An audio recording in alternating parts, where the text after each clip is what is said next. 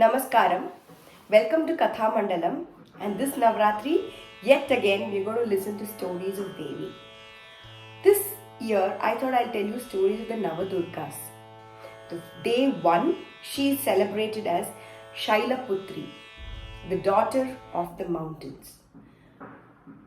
But before we understand or know why she is called so, we need to know the story behind it. The story of her previous incarnation, her previous birth. The previous birth, she was born to Prajapati Daksha, one of the sons of Lord Brahma. She was called Sati. As she grew up, she started having fond liking for Lord Shiva and she wanted to marry him.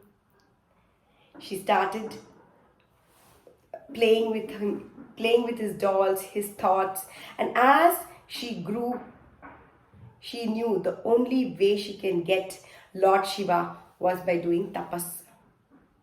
She went deep into the forest, started her meditation, her tapas.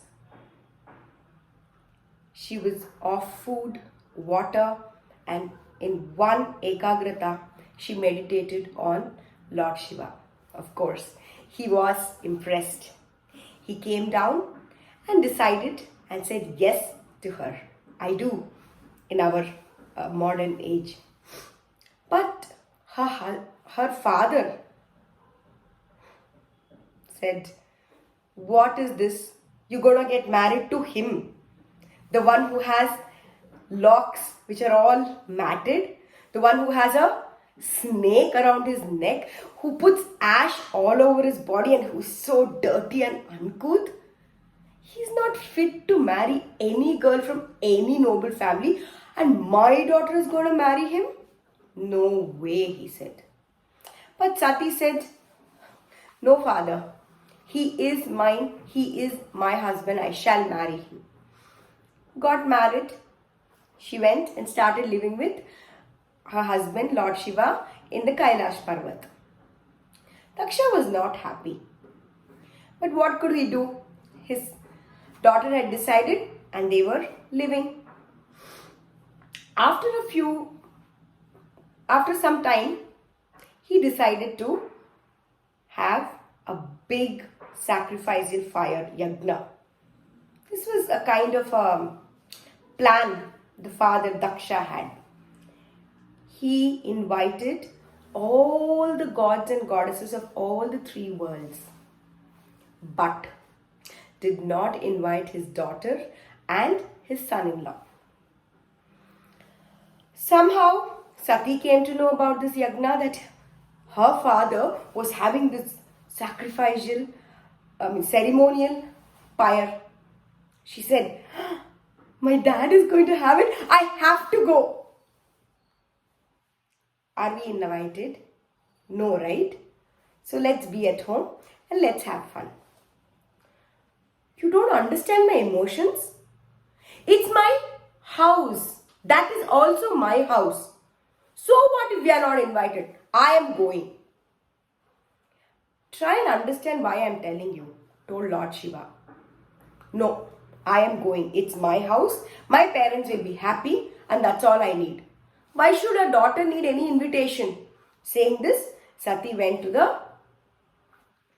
the function.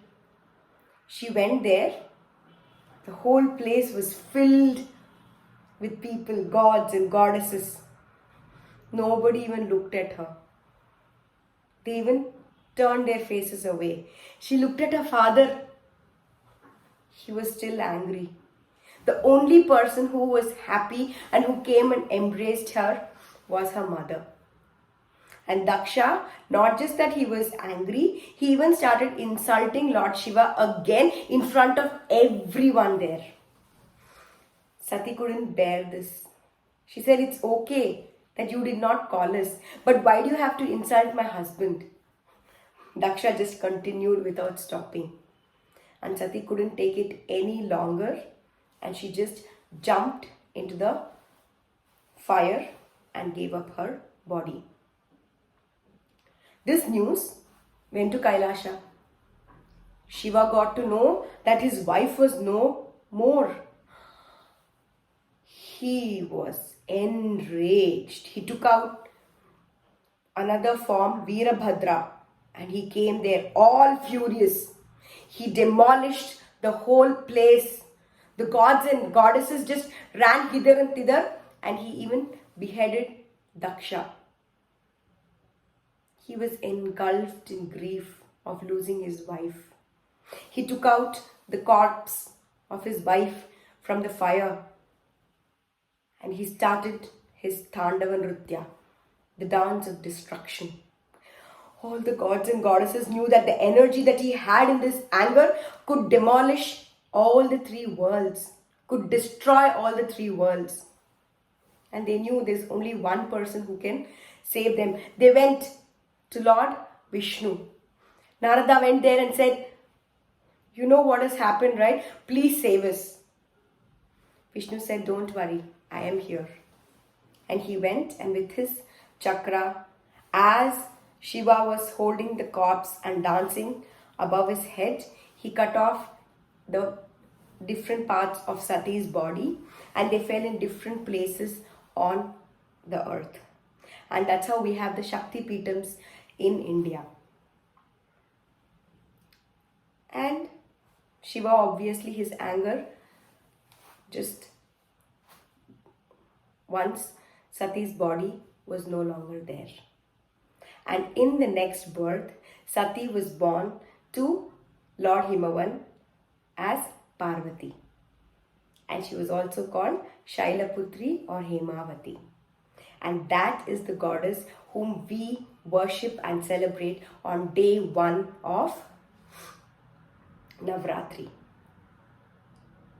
She rides a bull and sits on that with the trident in the right hand and lotus on the left.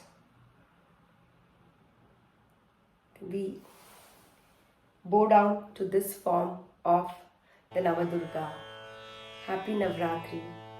Keep worshipping, be happy, and may Lord Devi be with all of us. Thank you. Namaskaram.